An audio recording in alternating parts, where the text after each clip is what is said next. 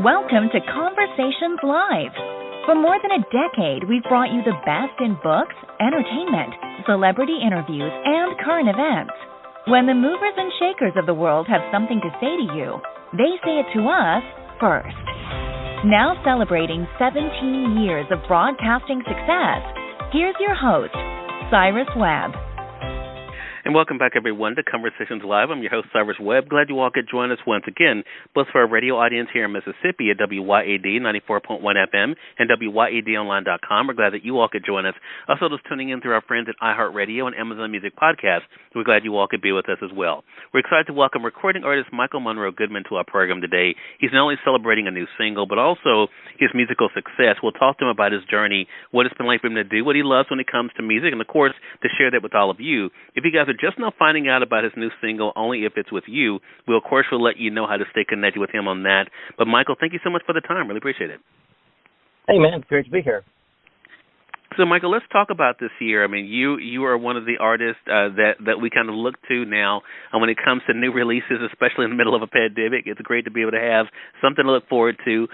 You were teasing, of course, a new single, Only If It's With You. Now it's available. How does it feel to be able to see the response to it? It's really good. It's very exciting for an artist to release new music. I think that's kind of what we live for. The most exciting things for me with music is when you write it. Like whenever I write a song, I'm just like floating on a cloud the day I write a song. And then when you release that song and get it out there and you get to see people respond to it, and and however it influences them, or whatever kind of joy solace it brings them. I guess like the two greatest days when it comes to creating a song. Yeah. So take us back a little bit, Michael. When did you realize that music was that thing that you really enjoyed, that you wanted to do? I was a teenager.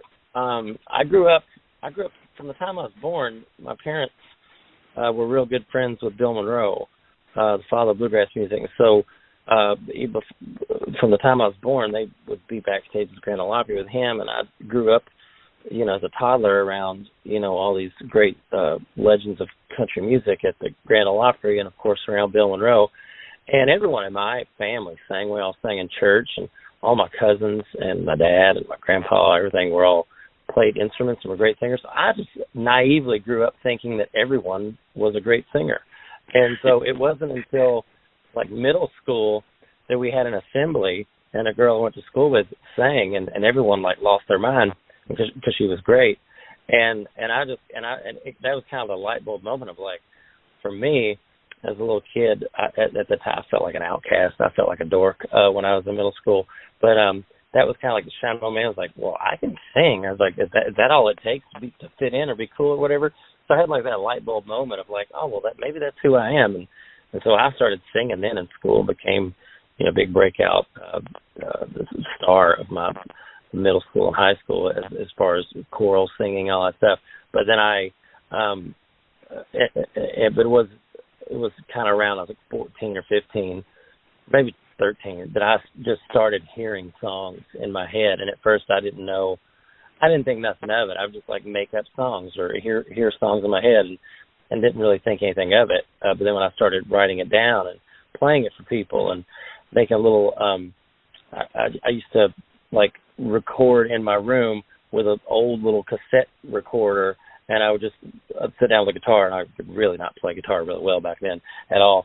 But I would sit there and just sing these little songs I wrote on a cassette recorder, and then I'd spend hours dubbing the cassette onto another cassette, and I'd take those to school, and I probably sold like 50 of those in high school to friends, and I couldn't really wrap my head around then. I was like, well, but everybody wanted them for some reason, and so, I just thought I was like, I'm just writing these dinky songs or whatever, but, I just kind of, but I never wanted to stop, Wow.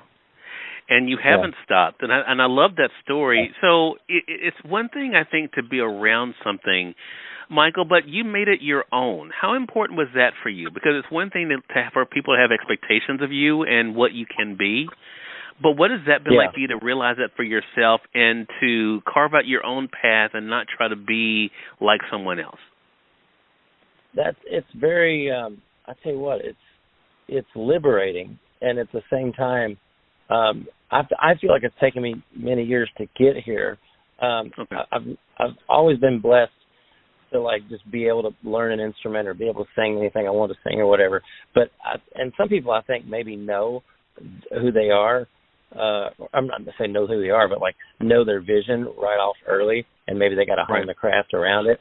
And I was just for some reason blessed with picking up music very easily, but it was more of my journey through life of overcoming obstacles and hardships and stuff that it brought me. I think it's brought me in the last several years to like really understand. It's like, okay, I've got all this musical ability, but it's like now it's like I've finally come into my own of like I know who I am, and also for anyone, for any artist, it takes the courage to be that bro and be like, you know what, I'm not going to try and be like the latest fad, or I'm not going to try and be like this star and piggyback that.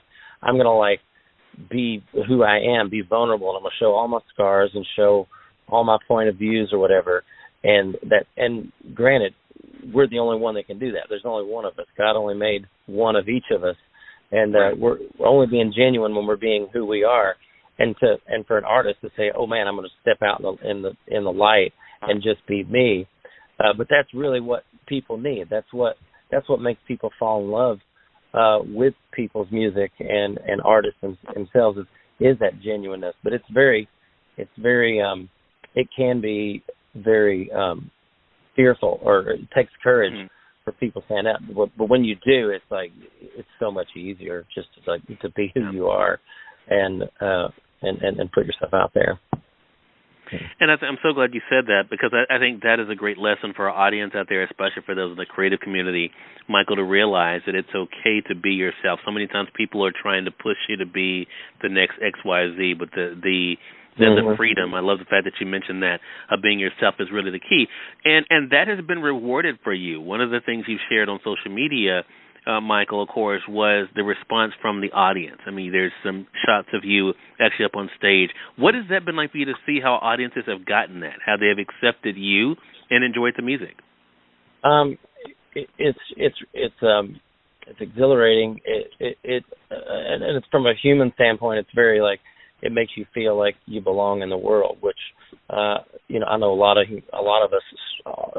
of people struggle with that, and the reality is we all do belong in the world, but we all struggle with knowing that.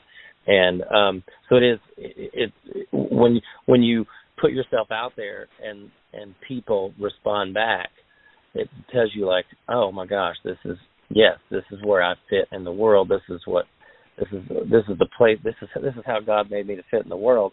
And that's the only place you should be. And it's so great when you feel that, or you step into that, because because at that point you're like, oh my gosh, I could have been doing this the whole time because I know how to be me. It's a lot of work trying to be someone you're not. It doesn't take that much work to be who you are, because that's effortless. But a lot of us we go through life thinking we need to be something different, and that's exhausting. And when we realize that, like, to be ourselves, it's way easier, and it's what the world needs too. The world needs you as an individual, So it's been very great to see. And part of me, I just kind of like kick myself in the butt. I'm like, man, why couldn't I just been that brave 15 years ago or whatever to like get myself out there? But we all have our journey, and we all figure out, learn ourselves over the years, and we hopefully grow and grow into to who we are. Yeah. I think that's such a great point and such a great reminder. I want to say, for those who are just tuning in, he's on the radio side or online, you're listening to Conversations Live. Recording artist Michael Monroe Goodman is our guest for this segment. We're talking with him not only about his own love of music, but also what it's been like for him to do what he loves and to share that with all of you. He's also celebrating his new single, Only If It's With You. And I called you a recording artist, Michael. You are, but you also wear other hats as well, in front of the camera as well as behind. Do you think just creating is just something that's a part of who you are? Yeah, it's definitely that's the thing. It kind of took me years to kind of like, because over the years I've been blessed to do a lot of different things. I used to do stand-up comedy, and I was very blessed to do a lot of improv at Second City in Chicago. and then I got to do musical theater for Broadway sit-downs in Chicago and national tours, and and I've done a little bit of TV. I'd like to do more, but I've done acting, and of course I write my own. I've wrote my own musicals, I wrote my own screenplays and stuff, and people always ask me, like, well, what are you? Are you a musician or are you an actor? And because people always want to put you in a box, like, well, yeah, you grew up in music, but are you really that anymore? And so it's like this pressure of, like, you have to just say you're one thing, but you do something else.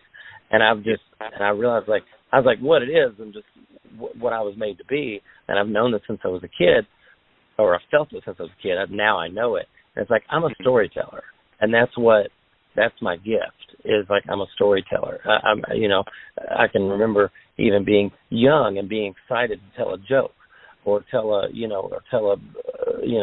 anecdote or something. Anything that I've always loved the art and the craft of telling a story, and how when you tell it effectively, how it really you get a response out of people. And so I think that's what it is. I just realized that I'm a storyteller, and I love stories. I'm always anytime I see a movie or a song, I'm always analyzing it of like, oh, why did the story work? Why did it didn't work? Because I'm fascinated with telling great stories, and so I've always tried to be a better songwriter. I'm always trying to make my songs be the best stories they can be, and anything I'm writing, I want it to be that. And I've just figured out over the years, the two things that I am is I'm a storyteller and I'm a goofball. I really love to show off. And so it's like, I love that. So it's like, anytime you put me in front of a camera or you put me on stage, if there's an audience, I love to turn it on, because I like to make an audience laugh, or I like to make them stomp their feet or whatever. And so, and I was that way when I was a kid, but I was way too shy when I was a kid to do it all the time, but I'm definitely not shy now. So I'll jump in front of anybody now and do anything to get a laugh or get a response or brighten their day with a song or a story, Right. And I know they appreciate that as well. So I mentioned to you before we began the segment, Michael, about the what's next, right? You've released this new single as we're going into a new month. What are you looking forward to as we're going throughout the upcoming months of this year? Well, we just finished yesterday, wrapped up in the studio, and I finished the entire album.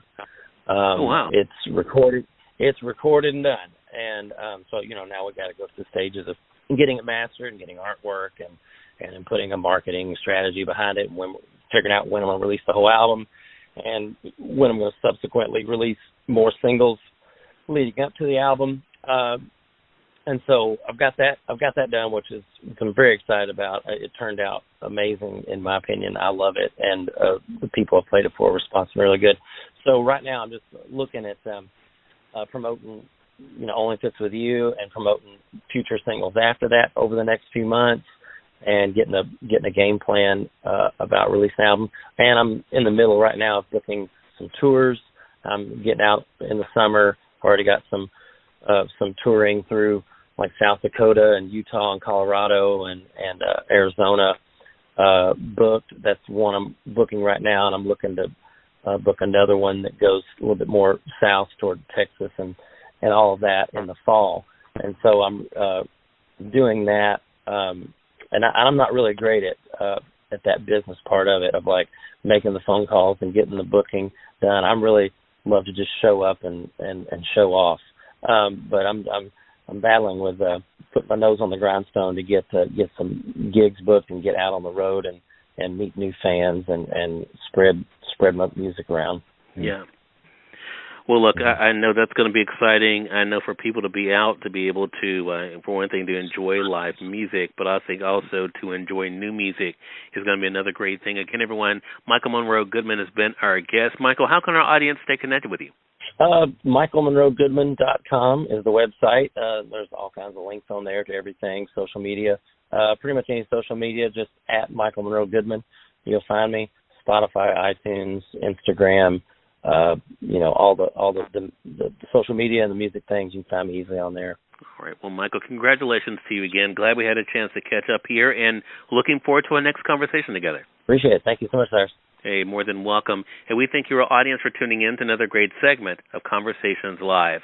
Until next time, I'm your host, Cyrus Webb, saying as always, enjoy your day, enjoy your life, enjoy your world. Thank you all for choosing Conversations Live. Now let's go make today amazing. Take care.